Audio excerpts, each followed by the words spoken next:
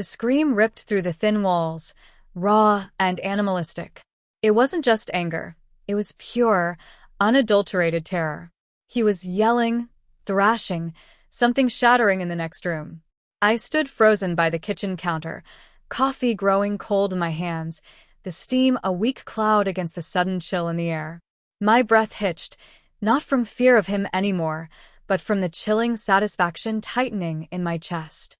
It was the sound of a world collapsing, and for the first time in a long time it wasn't mine. For years, his world had been mine.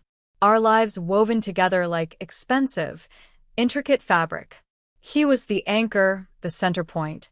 I orbited him, willingly, gladly. We had the house with the wraparound porch, the garden I poured my heart into, the quiet evenings filled with shared jokes, and the comforting rhythm of two people who knew each other's every habit. It wasn't perfect, no life is, but it felt ours. It felt safe. My desire was simple: a quiet life, partnership, building something lasting. I wasn't chasing fame or fortune. I wanted roots, depth, the kind of love that weathers storms because the foundation is solid. I believed our foundation was granite. He was my best friend, the person I trusted with my most fragile thoughts, my future. We talked about growing old, about our hypothetical grandchildren running through that garden. These weren't idle fantasies. They were the blueprints for the life we were meticulously constructing, brick by painstaking brick. There were cracks, of course, looking back. Small ones, easy to ignore. A possessiveness I mistook for devotion. A quick temper I excused as stress. A tendency to minimize my feelings, my accomplishments, spinning them into something that somehow always reflected back on him. He was the sun, I was the moon, merely reflecting his light. It seemed natural, somehow, in the quiet hum of our domestic bliss. I didn't question the narrative, because it was the only one I was living. My world was small and bright, bounded by the life we built together. The disruption didn't announce itself with thunder. It slithered in like a shadow under a door. A late-night text, a name I didn't recognize, flashing on his phone screen as it lay face down on the coffee table. Idle curiosity, a flicker of something I couldn't name, made me pick it up. The message wasn't hidden. It was right there, a careless confidence in its visibility. The words blurred, then snapped into sickening focus. Affectionate, intimate, arranging a meeting I knew nothing about. My hands started to shake, the phone slipping, saved only by sheer adrenaline. It wasn't just the message. Scrolling back a few days, there were others. A pattern emerged, undeniable, brutal. It wasn't a one-off mistake. It was a deliberate, ongoing secret life. My stomach dropped into a bottomless pit. The air in the room grew thick, suffocating. The quiet house, moments before a sanctuary, now felt like a tomb. Every shared laugh, every whispered promise, every touch felt tainted, a lie layered upon a lie. The man sleeping peacefully in the next room was a stranger, a masterful deceiver. The confrontation was quiet at first, a low hum of disbelief from my side, a dismissive sigh from his. He didn't deny it, not really. He twisted it, minimized it, made it sound like a harmless diversion, my overreaction. It was stress, he said. It meant nothing, he said. It was my fault for being distant, he implied. The gaslighting began immediately, a thick fog meant to disorient and confuse. He shifted the blame, deflected, became the injured party somehow. When I said I was leaving, the dismissiveness vanished, replaced by a cold, hard edge I hadn't seen before. His eyes narrowed. "You'll regret that," he said, his voice low but laced with venom. "You think you can just walk away? You think you'll be fine on your own? You won't. You'll come crawling back. This is my life you're leaving. Without me, you're nothing. You'll regret leaving. Mark my words, the casual cruelty of it hit harder than any shout. It wasn't a threat of physical harm. It was a threat of erasure, of rendering me invisible and destitute. He genuinely believed I was incapable of surviving without his structure, his name, his perceived support. The first few months were a blur of fear and exhaustion. Finding a tiny, overpriced apartment. packing boxes filled with a life that no longer existed. The logistical nightmare of separating finances that had been intertwined for a decade. Every bill felt like a mountain, every decision a terrifying risk. I got a second job, serving tables in the evenings after my full-time office work, just to make ends meet. Sleep became a luxury I couldn't afford. His threats weren't empty. He started with the money, freezing joint accounts, dragging his feet on selling the house, making sure my access to shared funds was cut off overnight. Then came the social pressure. Our mutual friends, the people I thought were our friends, suddenly had busy schedules. The calls went unanswered. Invitations dried up. He was painting a picture, I knew, carefully crafted to make me look unstable, irrational, the one who just walked away from a perfectly good life. I felt isolated, adrift in a sea of his making. The worst part wasn't the financial strain or the loneliness. It was the gnawing doubt. His words echoed in my mind. "You'll regret leaving. Without me, you're nothing."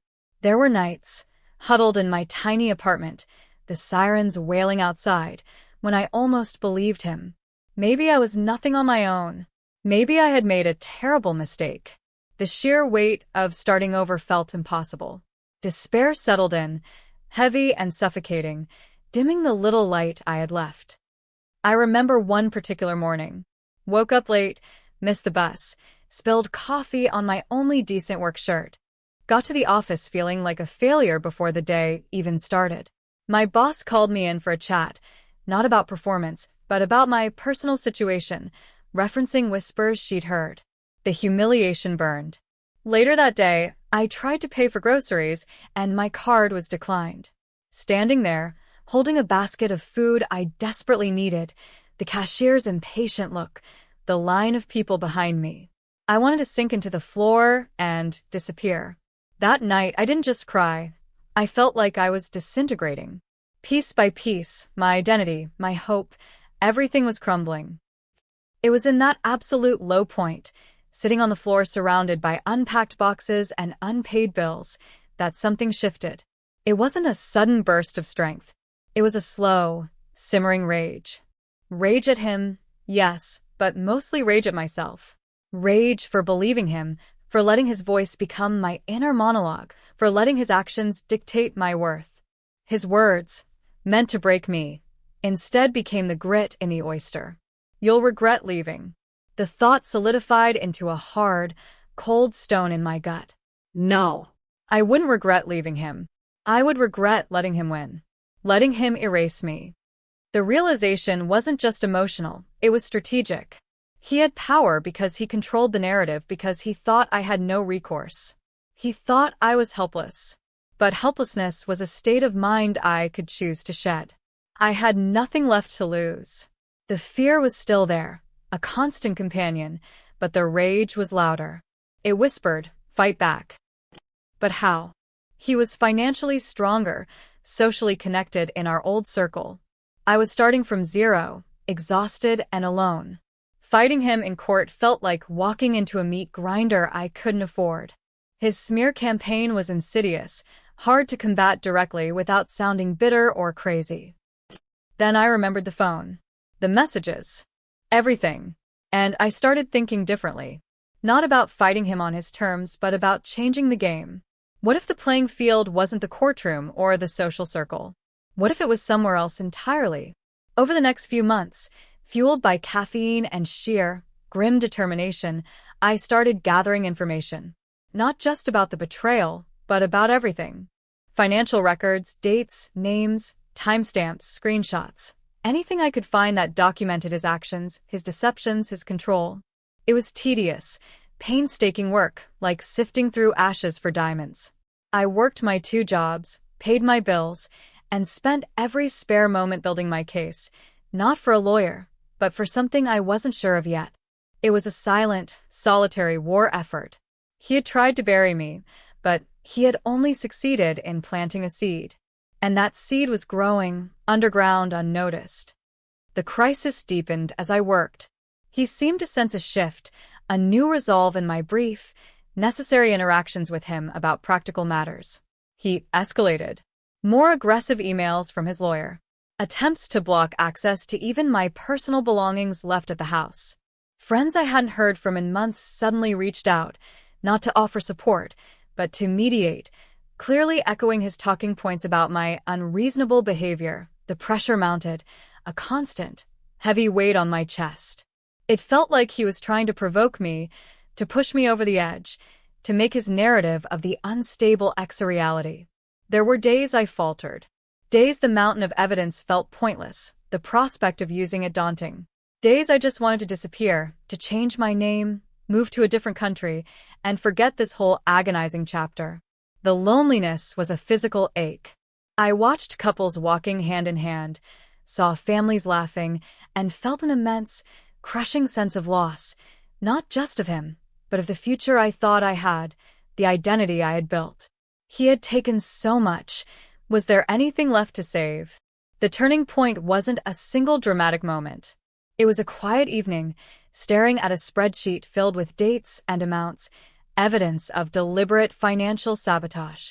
It wasn't just betrayal anymore, it was calculated destruction. And the rage returned, colder this time, sharper. I looked at the data, the irrefutable facts, and saw the truth laid bare. His power wasn't inherent. It was built on lies and manipulation, like a house of cards. My power, I realized, lay in the truth. And I had proof.